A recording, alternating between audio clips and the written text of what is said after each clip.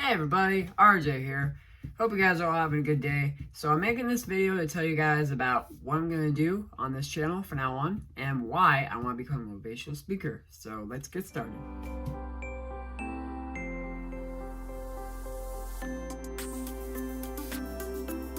Hey everybody, good day. My name is RJ. My actual name is Robert. I am from Florida, currently studying web design part-time at college. And I'm going to talk to you guys a little bit today of what I'm doing and why I want to become a motivational speaker. So let me just give you a little bit of insight of what I do and why I want to start this career. The first thing I want to talk about is my background and what I thought about web design and how that made me want to become a motivational speaker. Back when I was in high school, freshman year, I said to myself, what do I want to do when I get out of college? What do I want to do when I graduate? Do I want to become a web designer? Do I want to do data processing, internet security? What do I want to do? I said to myself, hey, do I really want to do this? And then throughout high school, I just winged it. I said, we'll see. We'll see what happens. And once I graduated, I got into college and I took a class that was mostly about, computer networking and Microsoft Word and all those Office applications. And I really didn't learn much about anything, really, except for stuff I already knew. So I was really on the fence of just saying, I don't want to do this anymore. I want to change my careers. And then after I was done with that class, I took about 2 years off since then. I said to myself, man, what do I do? Do I want to do this web design stuff anymore? Do I really like this anymore? And I've been really depressed. I didn't know what I wanted to do. I was just down the dumps. I gave up pretty much. My self-esteem was very low. I just had no drive, no motivation. And I started gaining a lot of weight. I was diagnosed with diabetes. And that really took me down to a place where I didn't want to be. I lost a lot of friends. I didn't keep contact with a lot of my friends from high school. I just lost a lot of motivation myself. It was a dark place in my life, but the turning point was when I got diagnosed with diabetes. It took me a few months, but in the beginning of 2019, I had a long talk with myself. And what I said to myself was, hey dude, this diabetes stuff is no joke. You gotta do something with this. You gotta improve your life. You gotta get rid of this, because later in life you're gonna have a lot of issues. You're gonna have possibly stroke, possibly, heart disease, a lot of bad diseases. I used to read online about all the conditions you can get after diabetes, all the things that can happen to you, and I was afraid. I was really scared. And that was a turning point. I started losing some weight at the beginning of the year. It was hard at first. I used to do a lot of walking, a lot of running, jogging. That worked. I used to fast meals. But my biggest mistake was that I rushed it. And that was why I messed up the most. I wrote down a quote yesterday. The quote said, there's a thin line between procrastination and overthinking. That thin line is slow and gradual improvement. The way you go about that is you think to yourself, how do I deal with these situations? What's a way that I could do this without hurting myself? What's a way that I can lose weight without being so impulsive and so obsessive about my weight? And that's how I figured out how to lose weight slowly. I started to gain weight this year. I gained about 3 or 4 pounds, which is great for me because I was losing a lot of weight before the summer of this year.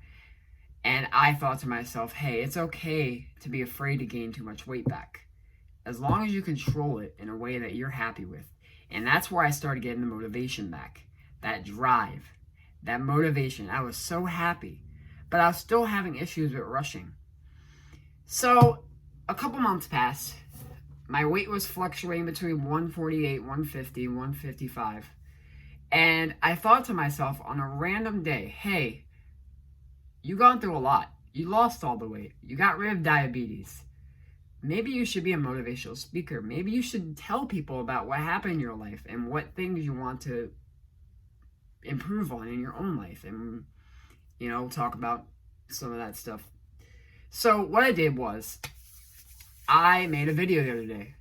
I'm sure you guys saw it. I talked about why college isn't the most important thing ever, what I go through with my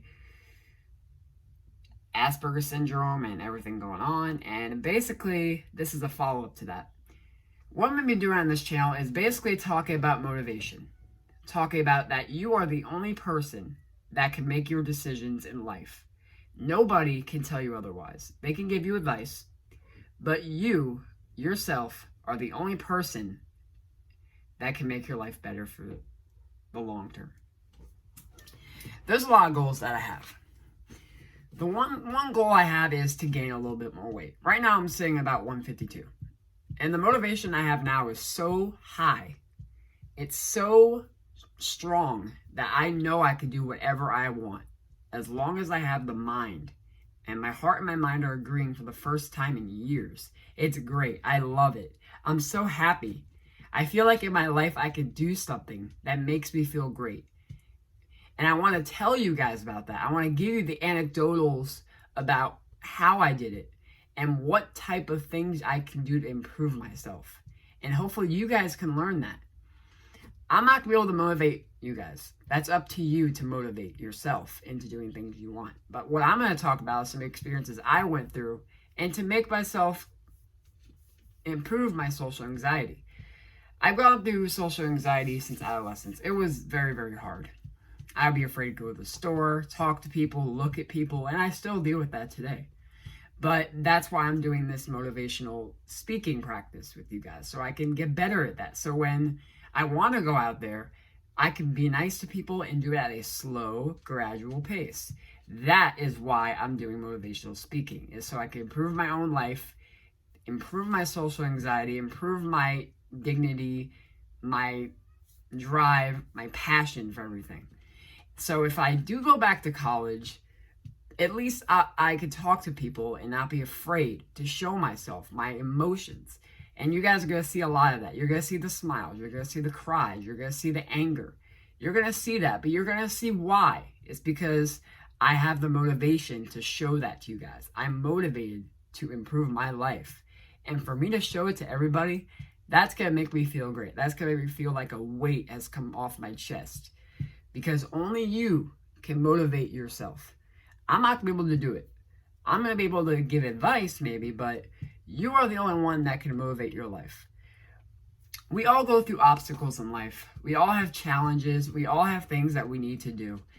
But those challenges and those obstacles, those are things we must go through.